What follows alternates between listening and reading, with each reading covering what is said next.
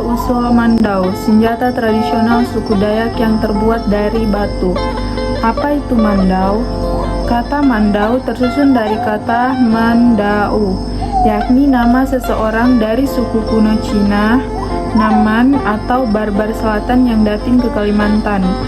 Mandau ini adalah orang yang pertama kali membuat senjata pedang seperti bentuk bilah pedang atau parang mandau saat itu. Jadi, dapat dikatakan mandau ini merupakan senjata tajam sejenis parang yang menjadi senjata tradisional kebudayaan Dayak di Kalimantan. Hingga saat ini, mandau masih dikenal sebagai senjata tradisional nasional Indonesia. Orang Dayak biasa membawa mandau kemanapun. Bagi orang Dayak, ini tampak wajar. Bagi wisatawan mungkin akan terkesan mengejutkan sebab orang suku Dayak selalu pergi membawa senjata. Namun, mandau ini juga tidak dapat digunakan sembarangan.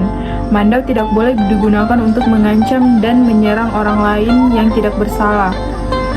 Orang suku yang melanggar aturan ini akan dikenakan sanksi dari hukum adat setempat. Mandau hanya boleh dikeluarkan dari sarungnya untuk mempertahankan diri atau ketika kondisi sudah terdesak. Mitos yang berkembang tentang mandau ini, konon mandau yang keluar dari sarungnya akan memakan korban, sehingga orang suku Dayak tidak boleh sembarangan mengeluarkan mandau ini, terutama untuk mengintimidasi orang lain. Suku Dayak merupakan salah satu suku bangsa yang ada di Pulau Kalimantan. Suku Dayak memiliki ragam kebudayaan layaknya suku bangsa yang lain. Salah satu kebudayaan suku Dayak dapat dilihat dari senjata tradisional mereka yang disebut mandau.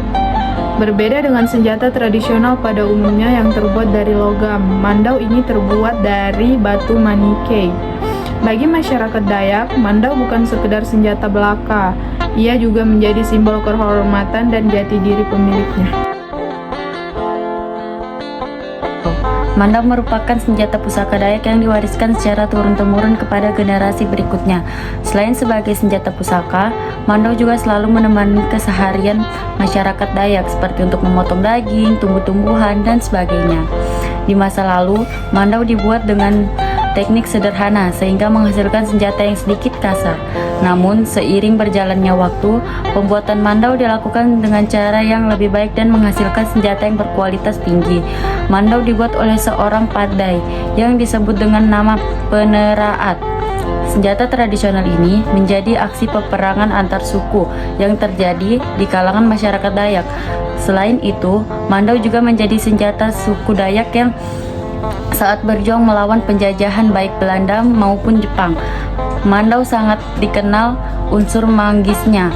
Hal ini konon membuat tentara Belanda dan Jepang lari terbirit-birit saat berhadapan dengan benda yang satu ini.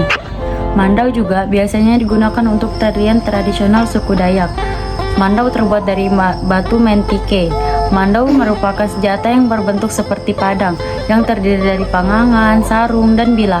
Seperti disinggung sebelumnya, mandau terbuat dari batu khusus yang berjenis mentike.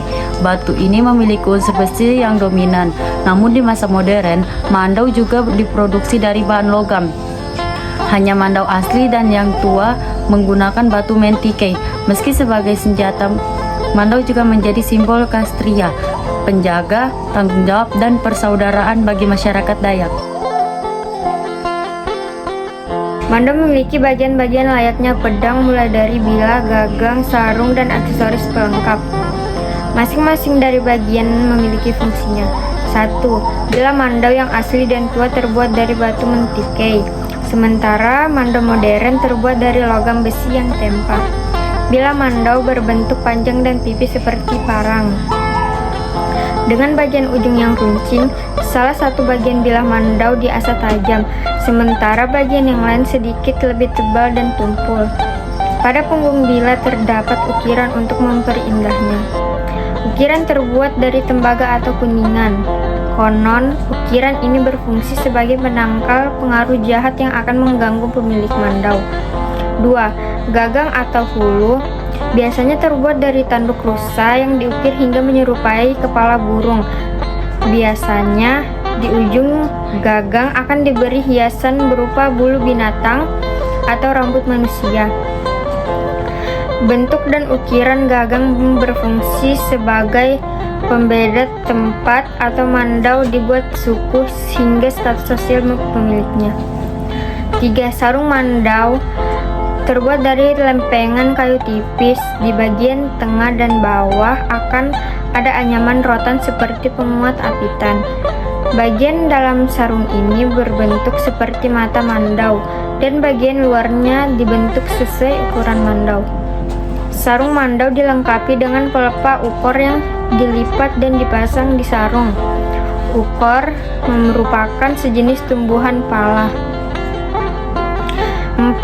Aksesoris mandau biasanya berupa bulu burung berliang, manik-manik, bahkan jimat yang diselipkan. Tak hanya itu, mandau juga dilengkapi pisau kecil bersarung kulit dan diikat pada sarung mandau. Salah satu budaya Nusantara, tepatnya di ranah suku Dayak, kita pernah mendengar mandau terbang. Hingga saat ini mandau terbang masih menjadi misteri. Apakah itu kenyataan atau hanyalah mitos masyarakat setempat? Mandau terbang ini tidak hanya dikenal di Indonesia saja, namun juga negara tetangga, yakni Malaysia dan Brunei Salam. Berdasarkan cerita dari sebuah keluarga suku Dayak asli, mandau terbang hanya berlaku untuk para tetua suku yang memiliki kesaktian dan kekuatan tinggi, serta diberi amanah untuk melindungi keluarga dan suku. Mandau terbang hanya terjadi jika diadakan sebuah ritual sebelumnya. Mandau ini akan mencari sasarannya dan konon benda ini akan terbang dan tidak pernah salah sasaran. Versi lain dari keberadaan mandau terbang ini, konon pangkal 5 burung menggerakkan mandau terbang setelah para tetua suku melakukan ritual. Pangkal 5 burung menerbangkan mandau untuk mencari sasaran berdasarkan bau darah. Setelah menemukan sasaran mandau, akan bebas korban tanpa belas kasihan. Memang cukup mengerikan. Meskipun begitu, ritual mandau terbang hanya diadakan ketika situasi mendesak untuk mempertahankan suku Dayak. Keberadaan mandau terbang terdengar mengerikan. Bahkan bagi masyarakat suku Dayak sendiri, semua orang antara percaya atau tidak apakah mandau terbang ini mitos atau nyata masih menjadi pertanyaan.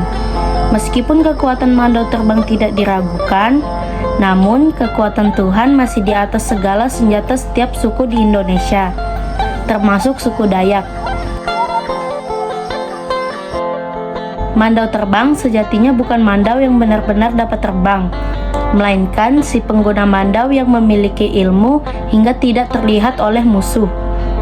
Tokoh adat Dayak Bahau G. Simon Devung menjelaskan ilmu mandau terbang ini dahulu digunakan para leluhur saat berperang untuk membantai para musuhnya.